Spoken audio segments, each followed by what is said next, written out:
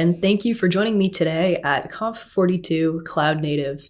Today, I'm going to give a talk on something that I feel very passionately about, and I think is absolutely one of the most exciting new trends in Cloud Native, even though it has been around for longer than might meet the eye initially.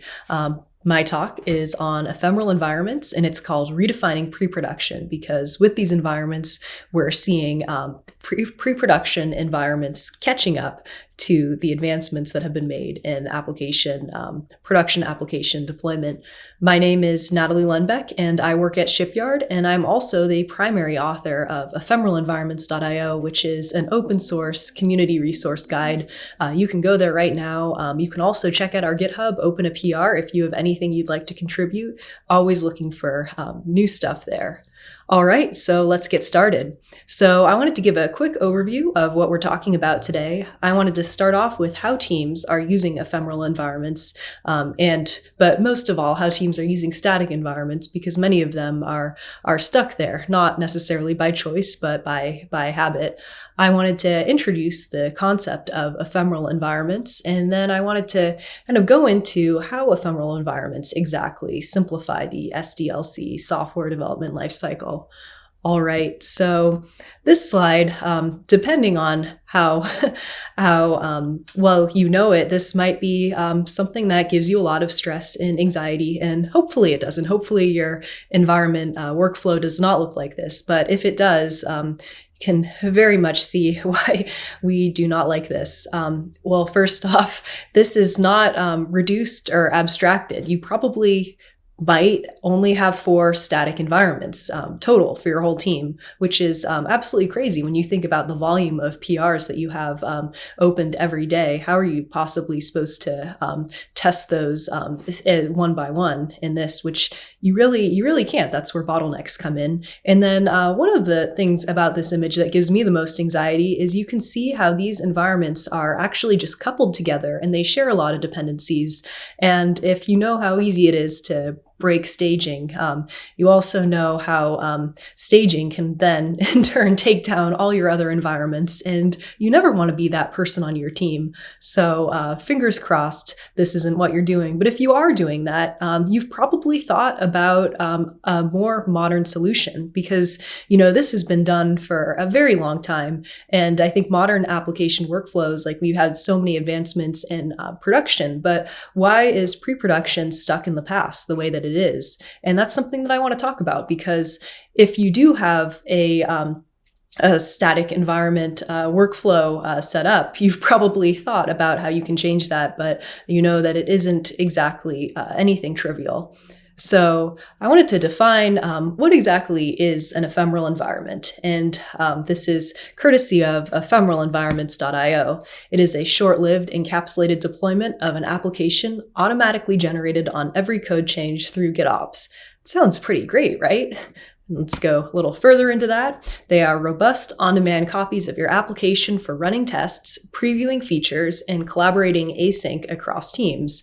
So this is honestly instantly an improvement, because before, if you had queues of PRs going into staging, and maybe you had another testing environment, but you really didn't get to do the type of comprehensive and frequent testing that you would desire, ephemeral environments would mean that in theory you really could just open a PR, which would trigger a workflow to spin up an ephemeral environment, and it would automatically trigger the rest of your CI workflow that might not even be run till production. So it would be running your end-to-end tests, your integration tests, and of course unit tests, even though those are a little easier to do. Although end-to-end tests and integration tests obviously need to interact with your database. So you are going to need some full stack application there. So this is already a game changer, but I think that you know that. And hopefully this is not your SDLC, but this is what it tends to look like with long-lived environments that never turn off. You're developing to the point where you're ready to open a pull request, and then queue in one of your colleagues for code review, merge it to main, deploy it to staging, along with everything else that might get deployed to staging in a day, and against all like 15 of those PRs branches that are merged into staging, your end-to-end tests are going to run. And without doubt, I think it's pretty fair to say that this might break something. This might take down your staging environment. And I mean, which is not necessarily bad. I think it's always great to uncover bugs. It's always a learning experience, but that's not great because maybe your staging environment is coupled to your other staging environment. So everything's taken down and, nobody else's features have been able to be tested. So that's a pretty major concern. So then you're going to go back. You're going to hope that you're fixing the correct bug, but I guess you won't know for a few days because you'll open that PR, you'll loop in someone again for a code review, merge it to main, deploy it to staging, and really hope that you fixed your bug there. But at that point, it's been days and days in between, and you might keep repeating this depending on how complex your fix is. And you really, really want to see those results, which you can't necessarily see on your local environment because of all the dependencies that you might not have access to until later on in the pipeline. And then, of course, at a certain point, it passes, and along with a bunch of other things, it's deployed to production, which is great. But that's a pretty slow release process, and I don't think that that's at all ideal. And it's something that you could be doing a lot faster with, of course, now that environments have caught up to application infrastructure. So I wanted to just show you a visual of what this looks like when you're using ephemeral environments. And this is really nice because now we can visualize multiple things at once, multiple branches being worked on. This is when you're developing a feature to the point where it's ready to be opened as a pull request.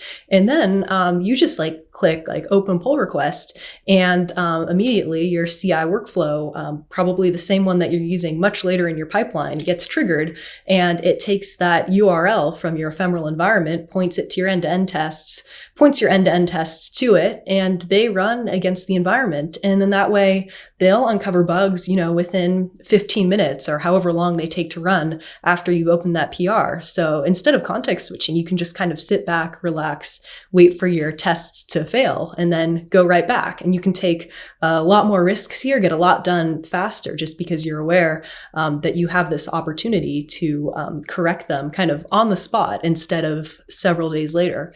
So this is really nice. So everyone can, merge their PR with confidence, merge it to main, deploy it to staging. And of course, your end-to-end tests will run again on your staging environment, but this time it's really nice because they're running against branches that have already been tested. So anything that they're looking for are just conflicts between the branches interacting together instead of bugs in the standalone branches themselves. And then you can deploy. And we tend to see people deploying around 50% faster, 50% more features, which is absolutely great. Why wouldn't you do it this way?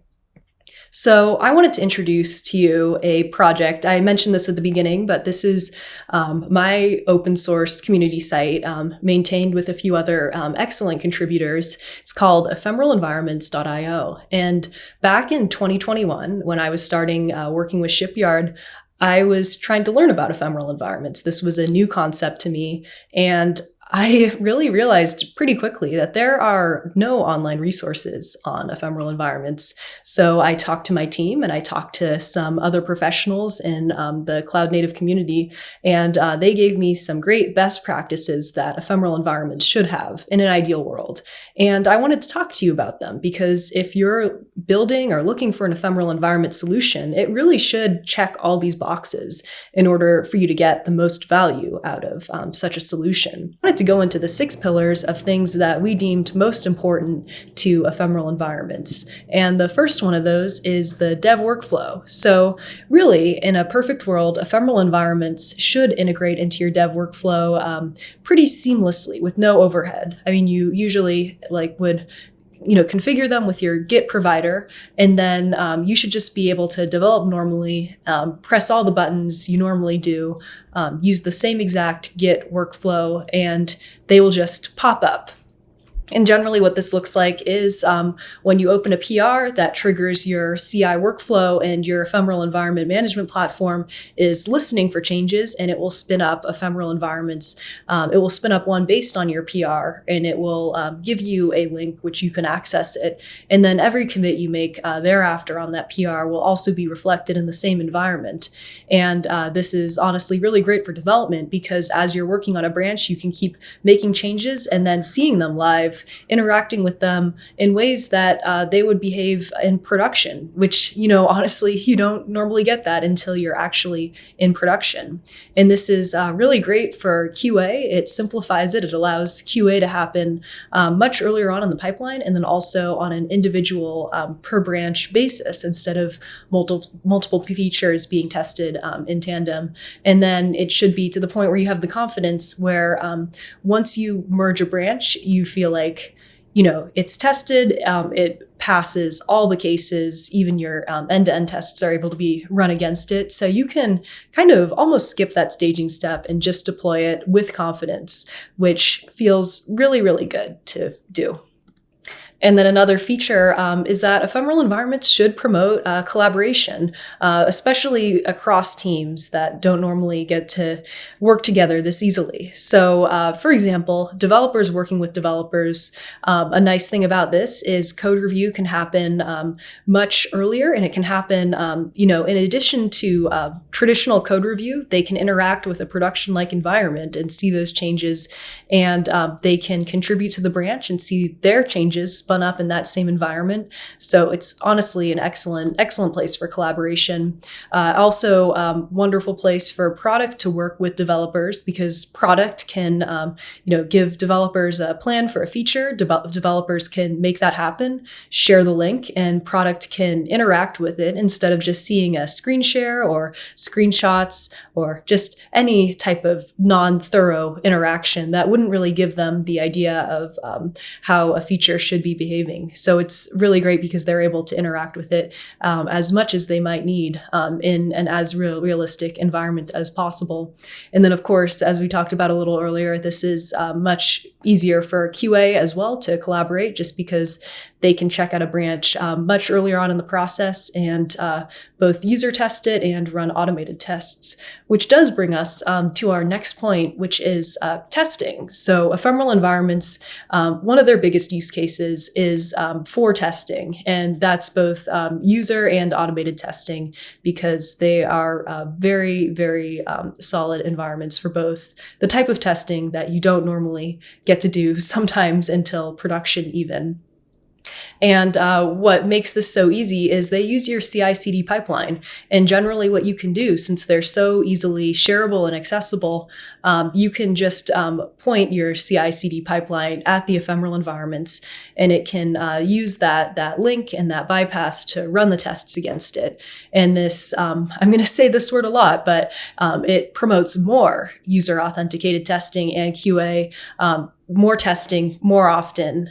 You're able to do it as soon as a feature is ready and more times. And because you're doing it at the feature level and then also on every subsequent merge, you are testing. Sometimes we see 40 times more often, which sounds fake, but no, people have done it, which is really absolutely crazy. But it can never be a bad thing. More testing is absolutely what you want.